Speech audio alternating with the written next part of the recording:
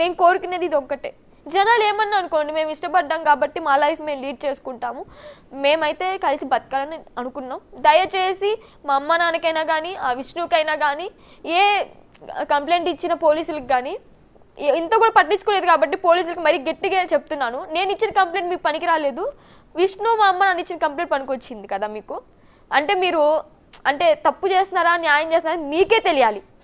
మీరు అక్కడ ఏం జరిగింది మాటలు అనేది నాకు తెలియదు కాబట్టి పోలీసులు మీకే తెలియాలి. కాబట్టి మీరు ఏం చేయాలో చేయండి. నేనైతే నా ఇష్టపూర్వకంగానే వచ్చాను, నాకు ఎలాంటి మందులు పెట్టలేదు, పసర్లు పుయ్యలేదు, వశీకరణ జరగలేదు.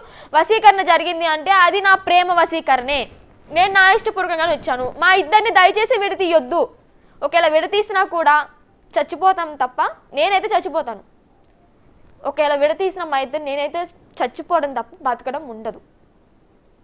మా రిలేటివ్స్ కానీ మా ఫ్యామిలీ మెంబర్స్ కానీ ఎవరైనా ఏమన్నా అనుకోండి, నా ఇష్టం ముఖ్యం. ఇక్కడ నేను ఫ్యామిలీని వదిలేస్తాను కూడా అనట్లేదు, కలుస్తానని చెప్తున్నాను. అంటే ఇప్పుడు అఘోరి అమ్మ మీ బాధపడినంటే మనసులో పెట్టుకోనంటే ఒక మాట అడుగుతాను. ఇప్పుడు మీతో పాటు అమ్మాయి వచ్చేస్తుంది, మీరు ఒక చోట ఉండరు, దేశమంతా తిరుగుతూనే ఉంటారు. ఆ కారులో I-20 కారులో మీరు డ్రైవ్ చేసుకుంటూ తిరుగుతూనే ఉంటారు. మీ పక్క సీట్లో అమ్మాయిని కూర్చోబెట్టుకుని తిప్పటం తప్ప అమ్మాయికి జీవితం ఏముంటుంది అని అంటున్నాను నేను అనేది. ఒక చోట కూర్చుంటున్నా అని ఆల్రెడీ రివీల్ చేశాను. ఎక్కడ కూర్చుంటున్నా అనేది ఎవరికి అవసరం లేదు, కానీ ఎక్కడో చోట ఒక చోట ఆగిపోతున్నాను. ఓకేనా, ఆల్రెడీ వారం కిందటనే నేను చెప్పాను, అందరికి చెప్పాను, అన్ని మీడియా వాళ్ళకు కూడా ప్రజలకు కూడా చెప్పాను. ఒక చోట ఆల్రెడీ నేను నార్త్ లో చెప్పాను, ఒక చోట ల్యాండ్ తీసుకుంటున్నారు భక్తులు, అక్కడ కూర్చోబోతున్నాం. ఓకేనా, దానికి జస్ట్ ఒక 1 month 2 months టైం పడుతుంది అంతే.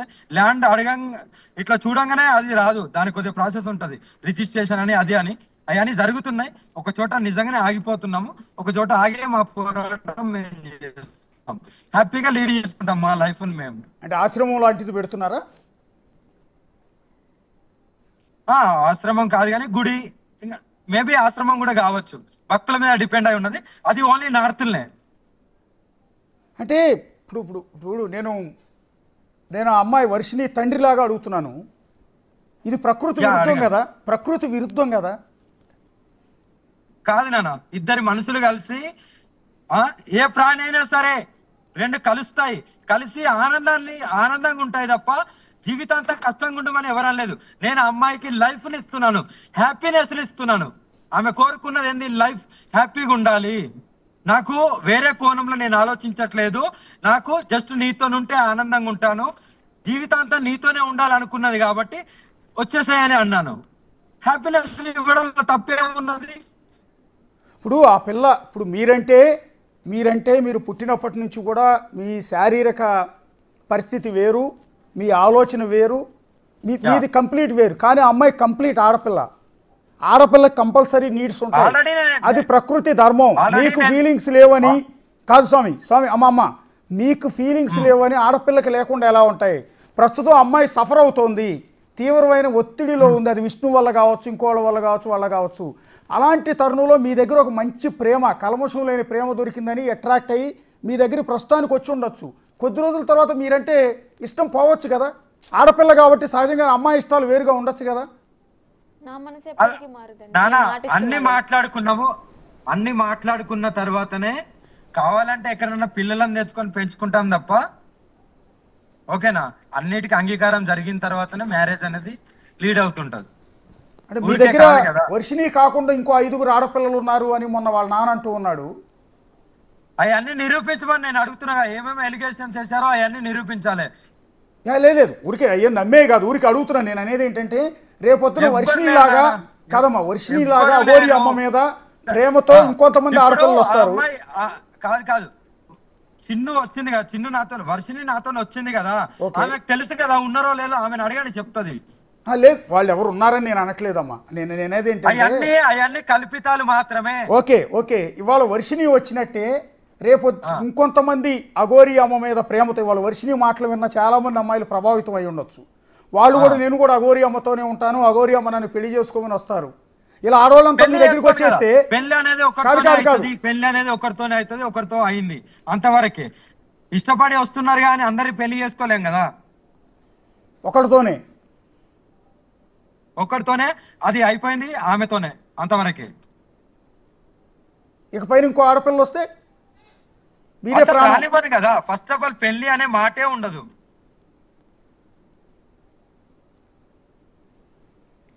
నేను అనేది ఇప్పుడు ప్రస్తుతానికి ఓకే, ఒక నెల రోజుల పాటు ఓకే, ఒక 2 నెలల పాటు ఓకే, మీరు ఆశ్రమం పెట్టిన తర్వాత 1 సంవత్సరం 2 సంవత్సరాలు కూడా ఓకే. కానీ 2 సంవత్సరాల తర్వాత అమ్మాయి వయసు ఏం అయిపోలా, అంత 23 ఏళ్ళు, పట్టుమని చిన్న 23 ఏళ్ళు.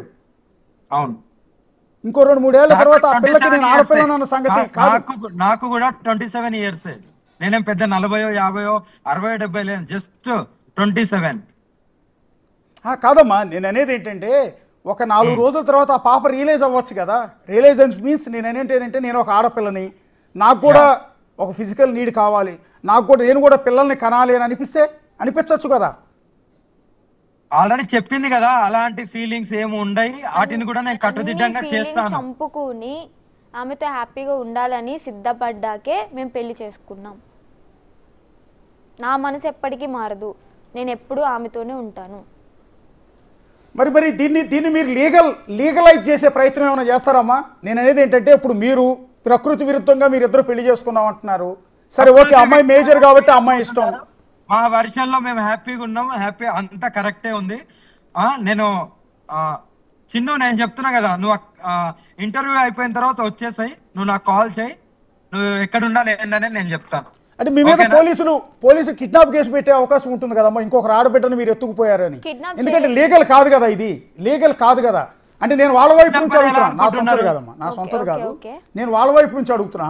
అంటే కిడ్నాప్ చేయాలి అంటే కిడ్నాప్ చేసినా కానీ ఒకే మీడియాకి ఇంత బహిరంగంగా వచ్చి చెప్పుకోం కదా. నన్నేం కిడ్నాప్ చేయదని నేనే చెప్తున్నా కదా, నన్నే కిడ్నాప్ చేసాను పెట్టారు కదా. మీ ఇద్దరి కలయిక చట్టబద్ధం కాదు అంటే ఇష్టపడ్డాం కదా, మా మనసులు కలిసాయి కదా.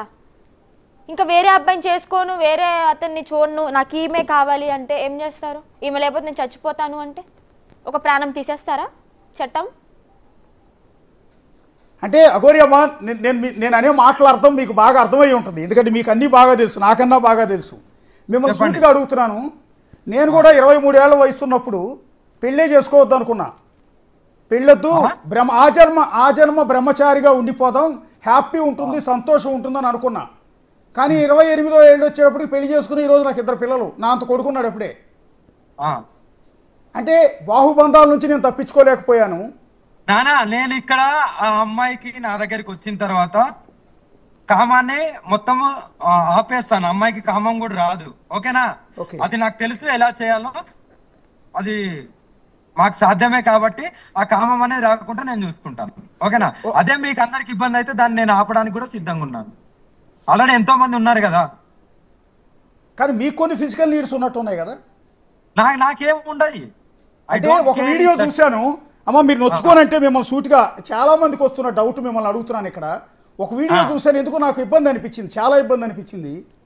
అందులో ఆ సోఫాలో ఎవరో కుర్రాడు విష్ణు అనుకుంటా పడుకునుంటే మీరు అతని మీద అది కామెడీగా రీల్ తీసింది, మా చిన్న రీల్ తీసింది యాంకర్ ఉన్నప్పుడు. ఓకే, అది వాళ్ళ ఛానల్లో పోస్ట్ చేయడానికి తీసింది. అక్కడ ఏం జరిగిందంటే నేను ఆయన తలకాయని పట్టుకున్నా, ఆయన ఇలా తిరిగిన తర్వాత ఆ వీడియోలు వచ్చింది, దాన్నే కట్ చేసుకొని పెట్టారు. వెనక వీడియో ఎందుకు పెట్టలేదు? ఆ కామెడీ చేసిన వీడియో ఎందుకు పెట్టలేదు?